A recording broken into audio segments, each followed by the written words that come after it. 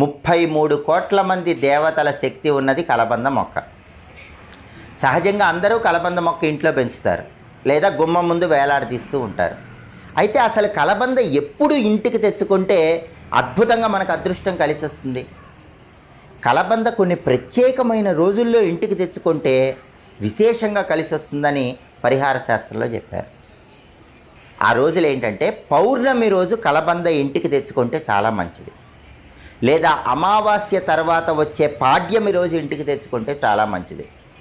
మీ జన్మ నక్షత్రం కానీ మీ నామ నక్షత్రం కానీ ఉన్న రోజు ఇంటికి తెచ్చుకుంటే మంచిది, లేదా మీరు పుట్టిన తేదీ, మీరు పుట్టిన వారం ఉన్న రోజు ఇంటికి తెచ్చుకుంటే చాలా మంచిది. ఈ రోజుల్లో ఎప్పుడైనా కలబంద ఇంటికి తెచ్చుకోవాలి. కలబంద తెచ్చుకోగానే ఏం చేయాలో తెలుసా? ముందు కలబందని శుభ్రంగా నీళ్లతో కడగాలి. కలబంద వేళ్ళు మొత్తం కూడా నీళ్లతో శుభ్రం చేయాలి.